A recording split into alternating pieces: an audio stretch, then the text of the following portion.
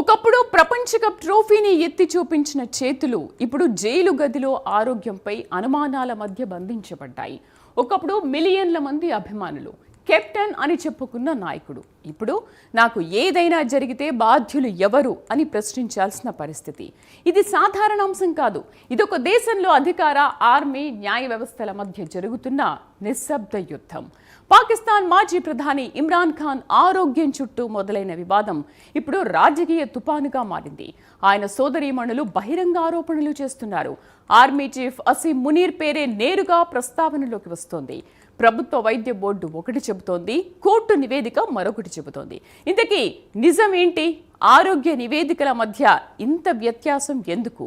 ఇది ఒక రాజకీయ నేతను నెమ్మదిగా అణిచివేయాలనే ప్రయత్నమా? ఐక్యరాజ్య సమితి వ్యాఖ్యలు, అంతర్జాతీయ క్రికెట్ దిగ్గజాల స్పందన, దేశీయ నిరసనలు, ఈ మొత్తం పరిణామాలు కలిపి చూస్తే ఇది కేవలం ఒక వ్యక్తి ఆరోగ్య సమస్య కాదనే భావన బలపడుతుంది. ప్రస్తుతం వినిపిస్తున్న ప్రశ్న ఒక్కటే, ఇది రాజకీయ కుట్ర లేక రాజకీయ కథనాల పోరాటమా? పాకిస్తాన్ ప్రజాస్వామ్యానికి ఇది ఒక కీలక మలుపా?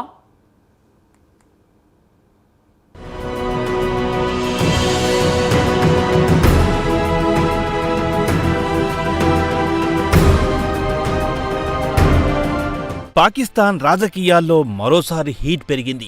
జైల్లో ఉన్న మాజీ ప్రధాని, ప్రపంచ కప్ విజేత కెప్టెన్ ఇమ్రాన్ ఖాన్ ప్రాణాలకు ముప్పుందంటూ ఆయన సోదరిమణులు చేసిన ఆరోపణలు దేశవ్యాప్తంగా రాజకీయ తుఫాన్కు దారితీశాయి. అయితే ఇది కేవలం ఒక కుటుంబం ఆవేదన మాత్రమేనా, లేక పాకిస్తాన్ శక్తి సమీకరణాల్లో జరుగుతున్న లోతైన పోరాటానికి సంకేతమా? ఆరోగ్యం, హత్యాయత్న ఆరోపణలు, ఆర్మీ పాత్ర, ప్రభుత్వ ప్రతిస్పందన, అంతర్జాతీయ క్రికెట్ దిగ్గజాల జోక్యం, ఈ మొత్తం పరిణామాలు చూస్తే ఇది ఓ వ్యక్తి ఆరోగ్య సమస్య కంటే చాలా పెద్ద రాజకీయ సంక్షోభంగా మారినట్టు కనిపిస్తుంది.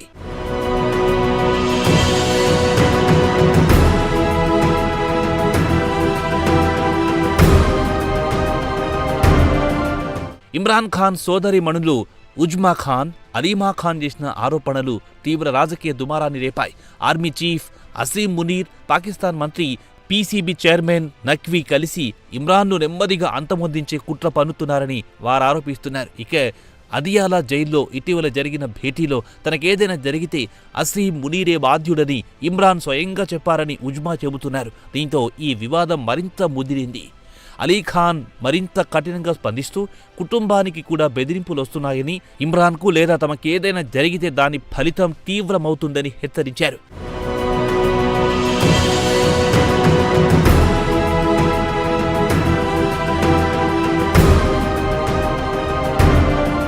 మరోవైపు ఇమ్రాన్ ఖాన్ ఆరోగ్యం అంశంపై కూడా ఇప్పుడు రాజకీయ ఘర్షణల్లో కేంద్రమయ్యింది. కోర్టు నియమించిన న్యాయవాది సమర్పించిన నివేదిక ప్రకారం ఇమ్రాన్ ఖాన్ కుడి కంటిలో 85% చూపు కోల్పోయి కేవలం 15% మాత్రమే మిగిలిందని వెల్లడైంది. అయితే ప్రభుత్వం నియమించిన వైద్య బోర్డులో మాత్రం ఇందుకు భిన్నంగా చెబుతోంది.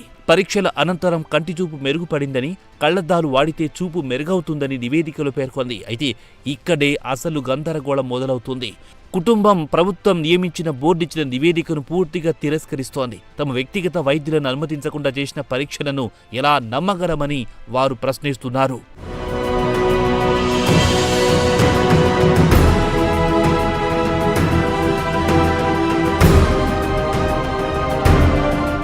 ఇక ఆరోగ్య వివాదం వెనుక విశ్వాస సంక్షోభం దాగి ఉంది. పాకిస్తాన్లో సైన్యం, ప్రభుత్వం, న్యాయ వ్యవస్థల మధ్య సంబంధాలపై ఇప్పటికీ అనేక అనుమానాలున్నాయి.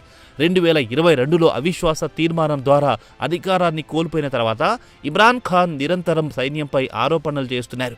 ఐక్యరాజ్య సమితి వర్కింగ్ గ్రూప్ కూడా ఆయన నిర్బంధాన్ని చట్టబద్ధత లేని చర్యగా అభివర్ణించింది. ఈ నేపథ్యంలో ఆయన ఆరోగ్యం క్షీణిస్తుందన్న వార్తలు వస్తే అది కేవలం వైద్య అంశంగా కాకుండా రాజకీయ ఆయుధంగా మారడం సహజం. అయితే ప్రభుత్వం మాత్రం అన్ని ఆరోపణలను ఖండిస్తోంది. ఇమ్రాన్ ఖాన్ ఆరోగ్య అంశానికి రాజకీయ రంగు పురుమొద్దంటూ మంత్రి మొహిన్స్ నఖ్వీ ఇప్పటికే స్పష్టం చేశారు. లా మంత్రి అజమ్ నజీర్ సైతం దీనిపై స్పందించారు. ఇమ్రాన్కు చికిత్స జరుగుతుందని తెలిపారు.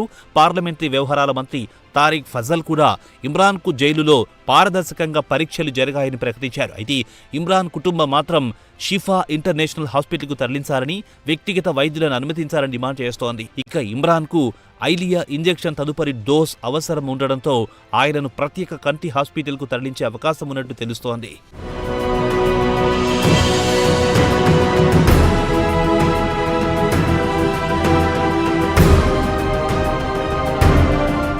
మరోవైపు ఇమ్రాన్ ఖాన్ అంశం ప్రస్తుతం దేశీయ రాజకీయ పోరు మాత్రమే కాదు, అంతర్జాతీయ క్రికెట్ దిగ్గజాలు కూడా స్పందించే స్థాయికి వెళ్ళింది.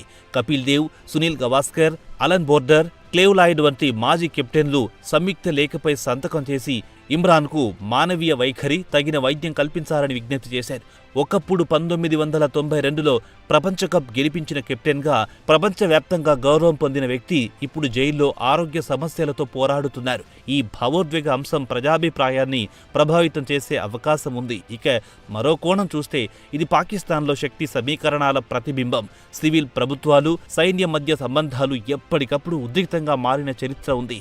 ఇమ్రాన్ ఖాన్ అధికారంలో ఉన్నప్పుడు సైన్యంతో సమన్వయం ఉన్నట్లు కనిపించిన తర్వాత విభేదాలు బహిరంగమయ్యాయి. ఇప్పుడు ఆయన నిర్బంధం, ఆరోగ్యం, కుట్ర ఆరోపణలు అన్నీ కలిపి రాజకీయ రంగు పులుముకున్నాయి. ఇక ఇందులో ఎవరు నిజం చెబుతున్నారన్నది పక్కన పెడితే దేశీయ స్థిరత్వంపై దీని ప్రభావం మాత్రం కీలకంగా మారనుంది.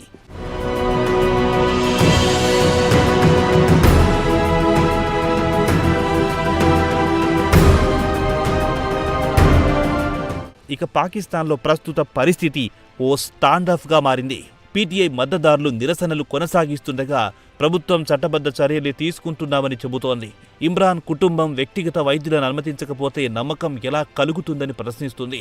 ఇమ్రాన్కు సంబంధించి ప్రభుత్వ ఆరోగ్య నివేదికలు ఓవైపు మెరుగుదల చూపిస్తే, కోర్టు నివేదికలు క్షీణితను చూపిస్తున్నాయి. ఈ విభిన్న కథనాల మధ్య నిజం ఎక్కడుందన్నది మాత్రం స్పష్టంగా తెలియడం లేదు. మొత్తం పరిస్థితిని విశ్లేషిస్తే 3 ప్రధాన అంశాలు స్పష్టమవుతున్నాయి. మొదటిది ఇమ్రాన్ ఆరోగ్యం రాజకీయ సాధనగా మారగా, రెండోది సంస్థలపై విశ్వాస సంక్షోభం తీవ్రమైంది. ఇక మూడోది ఇమ్రాన్ ఖాన్ అంశం అంతర్జాతీయ దృష్టిని కూడా ఆకర్షిస్తోంది. ఇమ్రాన్కి ఏదైనా అపాయం జరిగితే అది కేవలం ఒక రాజకీయ నాయకుడి భవిష్యత్తు మాత్రమే కాదు, పాకిస్తాన్ అంతర్జాతీయ ప్రతిష్టపై కూడా ప్రభావం చూపుతుంది.